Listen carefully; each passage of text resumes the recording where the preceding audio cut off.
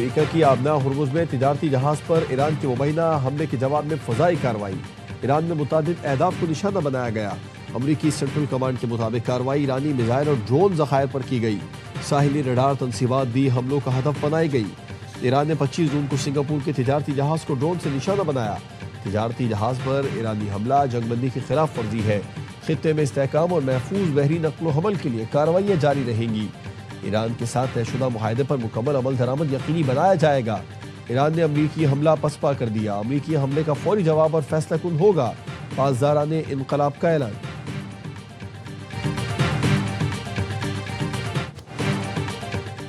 ایران نے بحری جہاز پر حملہ کیا، مجھے اچھا نہیں لگا۔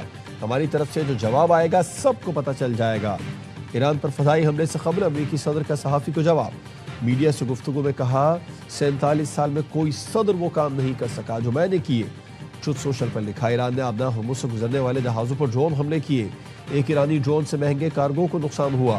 جہاز آبنا ہرمز سے گزرنے میں کامیاب ہو گیا۔ ایران کے بقیہ 3 ڈرون ہم نے مار گرائے۔ ایران احمقانہ طور پر جنگ بندی معاہدے کی خلاف ورزی کر رہا ہے۔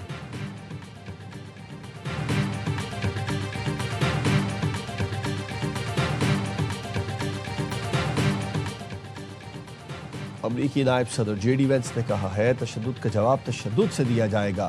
ایران کو کوئی اختلاف ہے تو فون پر بات کر سکتا ہے۔ ایران کو ایم او یو پر عمل درآمد سے متعلق اختلاف ہے تو رابطہ کر سکتا ہے۔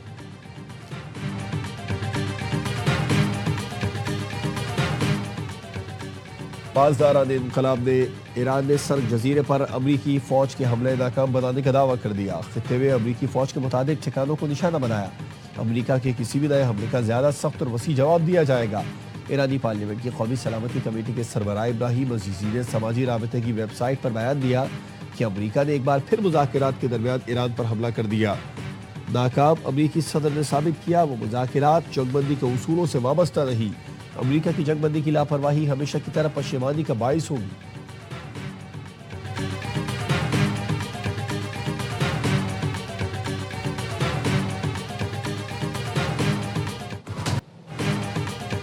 امریکہ اور ایران میں کشیدگی کم کرنے اور تنازعات سے بچنے کے لیے براہ راست فوجی رابطے کا نیا چینل قائم کرنے پر اتفاق ہو گیا۔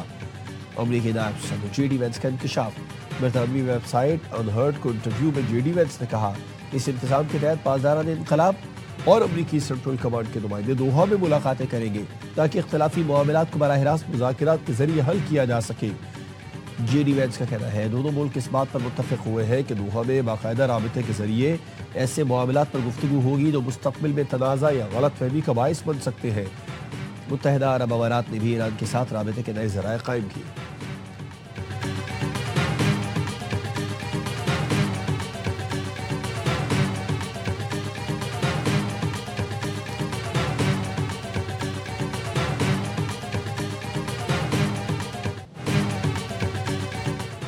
ایران نے امریکی نائب صدر کا دعویٰ مسترد کر دیا۔ ترجمان پاسداران انقلاب نے کہا، آبنائے ہرمز ایرانی علاقہ ہے اور اس کا امریکہ سے کوئی تعلق نہیں۔ امریکہ اور ایران کے درمیان براہ راست فوجی رابطے کا نیا چینل قائم کرنے کا بیان سراسر جھوٹ ہے، اس کی سختی سے تردید کی جاتی ہے۔ ترجمان پاسداران انقلاب کا کہنا تھا، ایسا ہوا ہے اور نہ ہوگا۔ ایران آبنائے ہرمز پر امریکہ کے ساتھ کمیونیکیشن لائن قائم نہیں کرے گا۔ That is the right to live in their country without fear of harm, without fear of war, without fear of conflict. And that's what we hope to be able to facilitate and achieve. And today we've taken the first step in what will be a difficult journey without a doubt, but an important and an essential and a necessary one. And we're very proud to be a part of it. Washington میں امریکی ثالثی میں لبنان اور اسرائیل نے frame work معاہدے پر دستخط کر دیے۔ امریکی وزیر خارجہ مارکو روبیو نے بتایا کہ فریم ورک میں فوری سیکیورٹی اقدامات اور مستقبل میں جامع مذاکرات کے لیے ایک روڈ میپ شامل ہے۔ ان کا کہنا تھا کہ امید ہے یہ پیش رفت لبنان میں امن و استحکام کے قیام میں مددگار ثابت ہوگی۔ روبیو نے کہا، امریکہ چاہتا ہے کہ لبنان اور اسرائیل کے عوام ایک محفوظ، پرامن اور بہتر مستقبل گزار سکے۔ یہ فریم ورک حتمی امن و معاہدہ نہیں بلکہ آئندہ مذاکرات اور اعتماد سازی کے اقدامات کے لیے ایک بنیادی خاکہ ہے۔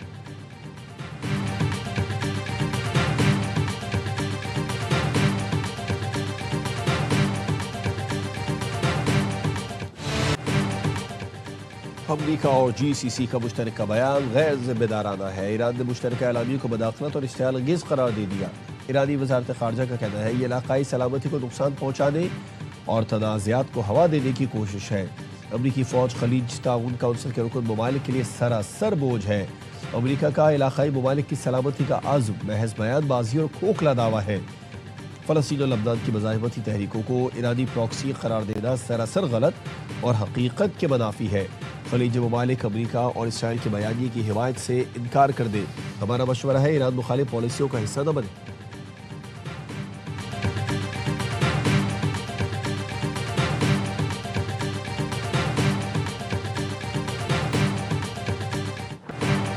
ٹرمپ انتظامیہ میں خارجہ پالیسی پر اختلافات کھل کر سامنے آ گئے۔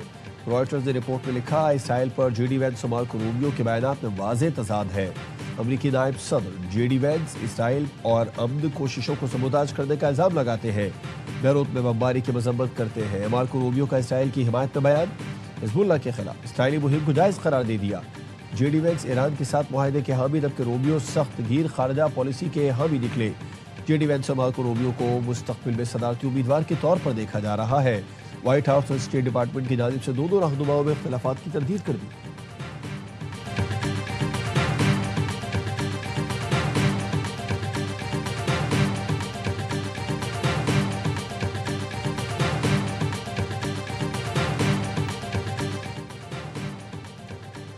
امریکی صدر ٹرمپ کی یورپی ممالک کو 100% ٹیرف کی دھمکی۔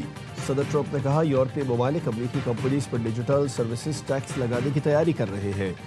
جو بھی ملک کے ٹیکس نافذ کرے گا اس پر 100% ٹیرف عائد کریں گے۔ 100% ٹیرف فوری طور پر نافذ ہوگا۔ یہ ٹیرف تمام موجودہ اور مستقبل کے تجارتی معاہدوں پر بھی فوقیت رکھے گا۔ امریکہ کے مفادات کے خلاف اقدامات برداشت نہیں کیے جائیں گے۔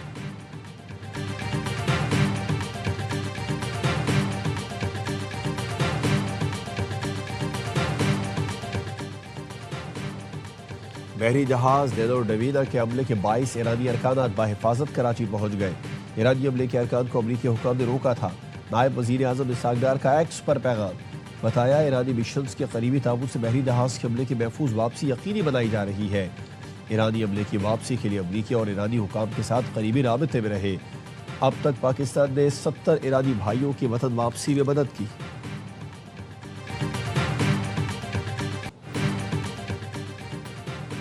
اسرائیل کا جنوبی لبنان کے قصبے میفدون پر حملہ، 2 افراد جاں بحق، 1 شخص زخمی۔ فضائی بمباری سے نبطیہ میں متعدد عمارتوں کو نقصان پہنچا۔ اسرائیلی فوج کی جانب سے فلسطینیوں کی بھی نسل کشی۔ جبالیہ البلد میں ڈرون حملہ، 2 فلسطینی شہید ہو گئے۔ مقبوضہ مغربی کنارے میں اسرائیلی فوج کا شادی کی تقریب پر دھاوا، آنسو گیس کے شیل فائر کیے۔ دولہا کے 3 بھائیوں کو حراست میں لے لیا۔ فلسطینی خاتون پر بھی تشدد۔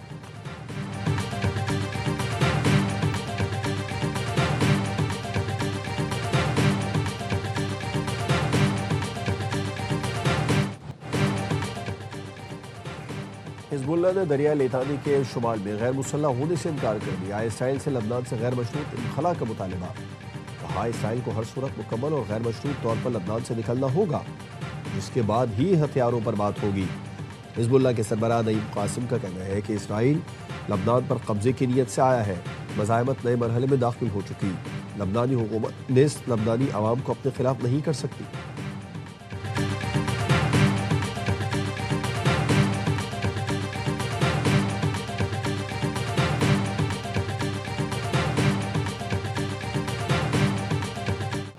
یورپ میں سورج آگ برسانے لگا، ریکارڈ توڑ گرمی۔ اسپین میں 4 روز کے دوران 270 افراد جان کی بازی ہار گئے۔ کئی علاقوں میں درجہ حرارت 42 ڈگری سینٹی گریڈ تک پہنچ گیا۔ پیرس میں 24 گھنٹے کے دوران دل کا دورہ پڑنے کے 25 واقعات رپورٹ۔ فرانس بھر میں 3 سالہ بچے سمیت 52 افراد جان سے گئے۔ سوئٹزرلینڈ میں گرمی کا 80 سالہ ریکارڈ ٹوٹ گیا۔ نیدرلینڈ میں ریڈ الرٹ جاری، برطانیہ کے بیشتر حصوں میں پارہ 36 ڈگری سے اوپر چلا گیا۔ شدید گرمی کے باعث اسپتالوں میں کولنگ سسٹم بیٹھنے سے طبی آلات نے کام چھوڑ دیا۔ غیر ہنگامی آپریشن اور اسکین عارضی طور پر ملتوی کر دی۔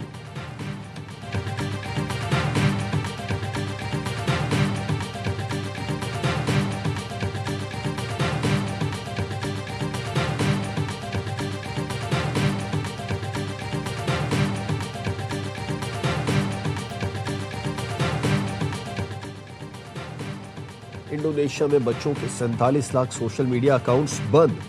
انڈونیشیا میں حکومتی پابندیوں کے بعد ٹک ٹاک اور یوٹیوب کا بڑا ایکشن۔ ٹک ٹاک نے 41 لاکھ اور یوٹیوب نے 6 لاکھ بچوں کے اکاؤنٹس بلاک کیے۔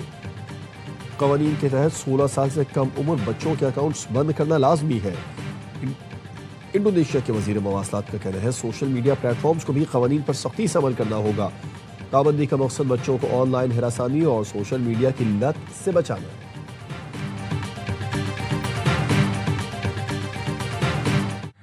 جس نے حق کربلا میں ادا کر دیا، اپنے نانا کا وعدہ وفا کر دیا، اس حسین ابن حیدر پہ لاکھوں سلام۔ سرفراز احمد کا شہید کربلا حضرت امام حسین کو سلام عقیدت، اپنی خوبصورت آواز میں منقبت پڑھی۔ سابق کپتان کی ویڈیو سوشل میڈیا پر مقبول۔ آئرش کرکٹ ٹیم نے ہوم گراؤنڈ پر تاریخ ختم کر دی، پہلی بار کسی بھی فارمیٹ میں بھارت کو شکست تھما دی۔ ورلڈ چیمپئن پہلے ٹی20 میں 183 کے تعاقب میں 148 رنز پر ڈھیر۔ ابھیشیک شرما کی نصف سنچری رائے گا، 7 بھارتی بلے باز ڈبل فگر میں بھی داخل نہ ہو سکے۔ میتھیو اور ہالینڈ نے 3 وکٹیں حاصل کی۔ بیلفاسٹ میں آئرلینڈ 34 رن سے کامیاب، پہلے بیٹنگ کر کے 182 رنز بنائے تھے۔ 2 میچز کی سیریز میں میزبان نے 1-0 کی فیصلہ کن برتری حاصل کر لی۔